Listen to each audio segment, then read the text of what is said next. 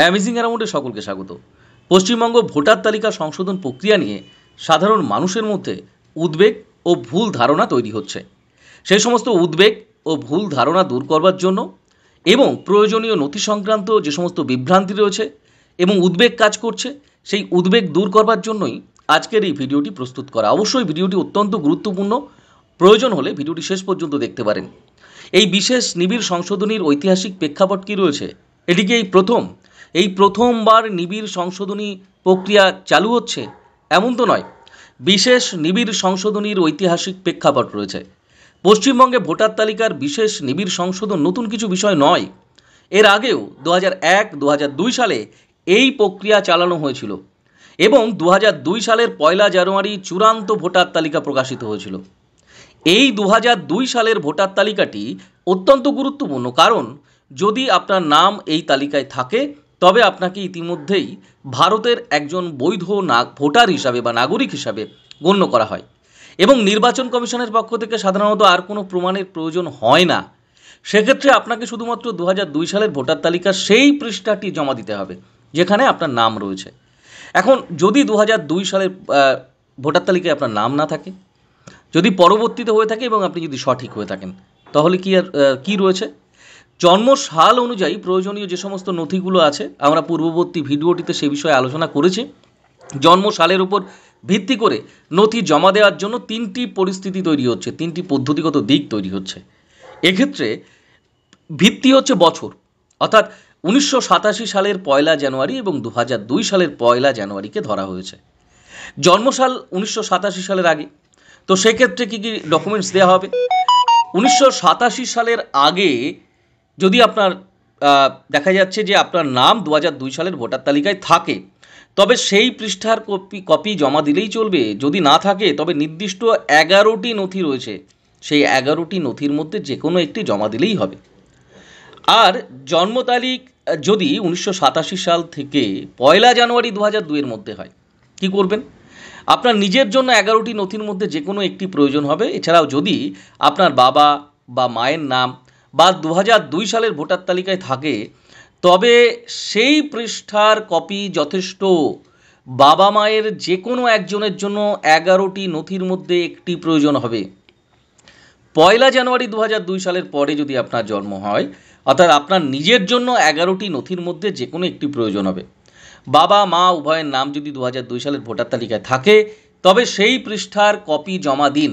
যদি না থাকে তবে উভয়ের জন্য 11টি নথির মধ্যে যে কোনো একটি প্রয়োজন হতে পারে বা যে কোনো একটি করে প্রয়োজন হবে।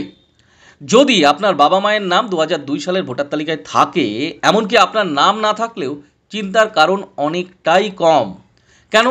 11টি নথি সংক্রান্ত বিভ্রান্তি তৈরি হচ্ছে, অর্থাৎ বর্তমানে অনলাইনে যে 11টি নথির তালিকা ঘুরছে সেটি বিহারের জন্য প্রযোজ্য, বিহার রাজ্যের জন্য প্রযোজ্য। বিহার রাজ্যে যে নিবিড় সংশোধন প্রক্রিয়া কার্যকরী হয়েছে তার জন্য। এখন পশ্চিমবঙ্গের জন্য নির্বাচন কমিশনের অফিসিয়াল বিজ্ঞপ্তির জন্য অপেক্ষা করা ছাড়া আর কোনো উপায় নেই। পশ্চিমবঙ্গের জন্য নির্বাচন কমিশনের যে অফিসিয়াল বিজ্ঞপ্তি, নোটিফিকেশান, সেটি এলেই বোঝা যাবে যে এই যে কি নথি জমা দিতে হবে বা এই যে নথির তালিকা, তা তো সামান্য পরিবর্তন হতেই পারে, সামান্য পরিবর্তন থাকতেই পারে। তো সেই পরিবর্তন কি আসছে, কোন ডকুমেন্টসটি বাদ যাচ্ছে, কোন ডকুমেন্টসটি ইনপুট হচ্ছে, যুক্ত হচ্ছে, সেগুলি দেখে নিতে হবে অফিসিয়াল বিজ্ঞপ্তি আসার পর। এখনই কিছু বলা সম্ভব নয়। তবে ওই যে 11টি নথি ঘুরছে, অর্থাৎ যে 11টি নথির তালিকা ঘুরছে, সেটি বিহার রাজ্যের জন্য প্রযোজ্য। পশ্চিমবঙ্গের জন্য এখনও এই বিষয়ে কোনো রকম কিছু নাই। এখন গণনা ফর্ম, অর্থাৎ 18 বছর বা তার বেশি বয়সী প্রত্যেক ব্যক্তি যারা ভোটার তালিকায় নাম তুলতে ইচ্ছুক, তাদের জন্য গণনা ফর্ম পূরণ করা বাধ্যতামূলক।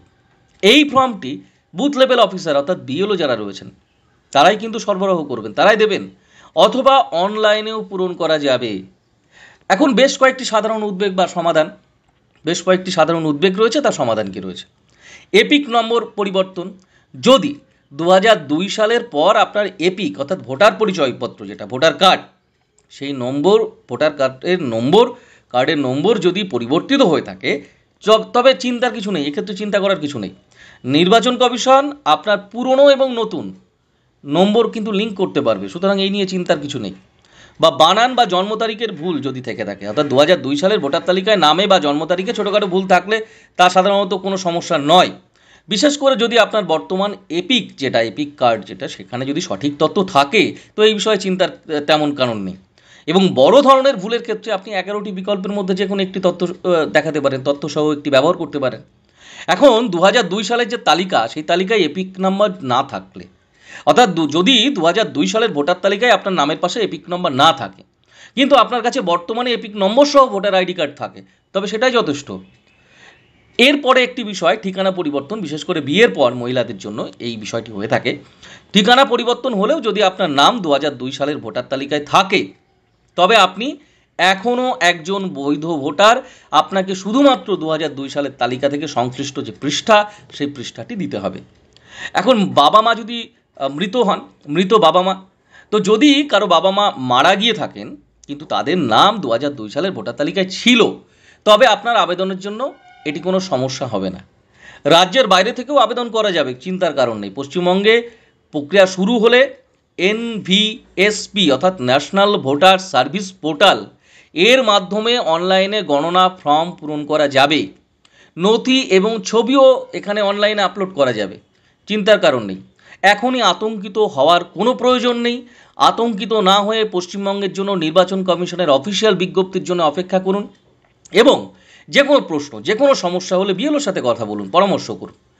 এবং এই প্রক্রিয়াটি সম্পর্কে পশ্চিমবঙ্গ নির্বাচন কমিশন, পশ্চিমবঙ্গের যে নির্বাচন কমিশন, সেখান থেকে অফিসিয়াল বিজ্ঞপ্তি এলে সেই মোতাবেক এগোতে হবে। সেই যে অফিসিয়াল বিজ্ঞপ্তিতে যে নথির কথা বলবে, অর্থাৎ যে 11টি নথি ঘুরছে এখন, সেরকম পশ্চিমবঙ্গের নির্বাচন কমিশনের অফিসিয়াল বিজ্ঞপ্তিতেও নিশ্চিতভাবে কোনো নথি নির্দিষ্ট থাকবে, 11টি হোক বা বেশি হোক বা কম হোক, কিছু থাকবে। সেই অনুযায়ী আমাদেরকে কিন্তু জোগাড় করতে হবে বা সংগ্রহ করতে হবে। তো এখন এই বিষয়ে শুধুমাত্র আগাম প্রস্তুতি, এছাড়া আর কিছু নয়। এবং যার কাজ রয়েছে, বিএলওদের ট্রেনিং হচ্ছেন, বিএলও সাহেবদের ট্রেনিং হচ্ছে এখন। তো এই সমস্ত প্রক্রিয়াগুলো চালাতেই পারে নির্বাচন কমিশন তার নির্দিষ্ট প্রক্রিয়ার মাধ্যমে। এক্ষেত্রে নিজেদের উদ্বেগ বা নিজেদেরকে বিচলিত করা এখানে কোনো কারণ নেই। অফিসিয়াল বিজ্ঞপ্তি আসবে, অফিসিয়াল বিজ্ঞপ্তিতে যেরকম থাকবে সেরকমভাবে এগোতে হবে। অফিসিয়াল বিজ্ঞপ্তি আসলেই অবশ্যই আমাদের চ্যানেলে আপনাদেরকে সেটি জানানো হবে এবং কী কী পশ্চিমবঙ্গের নির্বাচন কমিশনের অফিসিয়াল বিজ্ঞপ্তিতে কী কী রয়েছে সে বিষয়ে আপনাদেরকে তথ্য শেয়ার করা হবে। অবশ্যই আমাদের চ্যানেলে নতুন হলে চ্যানেলটি সাবস্ক্রাইব করে রাখতে পারেন ইচ্ছে হলে। এবং ভিডিওটি যদি আপনার মনে হয় তথ্য সমৃদ্ধ, অবশ্যই একটি লাইক এবং কমেন্টে আপনার মতামত জানাতে পারেন। তবে একটি কথা, এখনই কোনো রকম উদ্বেগ, এখনই কোনো রকম চিন্তার কারণ নেই। অবশ্যই 11টি নথি ঘুরছে, 11টি নথি বিহারের জন্য, বিহারে যে নিবিড় নির্বাচনী সংশোধন কার্যকর হয়েছে সেটার জন্য। পশ্চিমবঙ্গের জন্যে যে নির্দিষ্ট নোটিফিকেশন এলে, অর্থাৎ নির্দিষ্ট হওয়াতে একটি নোটিফিকেশান আসবে, সেটি আসলেই অবশ্যই সবটা পরিষ্কার হয়ে যাবে এবং বিশেষ নিবিড় সংশোধনীর একটি ঐতিহাসিক প্রেক্ষাপটও রয়েছে, এটি নতুন কিছু নয়, এর আগেও হয়েছে। সুতরাং এই নিয়ে বিশেষ চিন্তার কোনো কারণ নেই। এবং এসআইআর 2025 যেটা হতে চলেছে বা আগামীতে হওয়ার আশঙ্কা রয়েছে, এই নিয়ে সকলেই হয়তো একটু গুছিয়ে নিচ্ছেন বা সকলেই হয়তো একটু বিষয়টি সম্পর্কে প্রাথমিক তথ্য নেওয়ার চেষ্টা করছেন। অবশ্যই পশ্চিমবঙ্গে ভোটার তালিকা সংশোধন প্রক্রিয়া নিয়ে সাধারণ মানুষের মধ্যে উদ্বেগ থাকবে, এটাই স্বাভাবিক।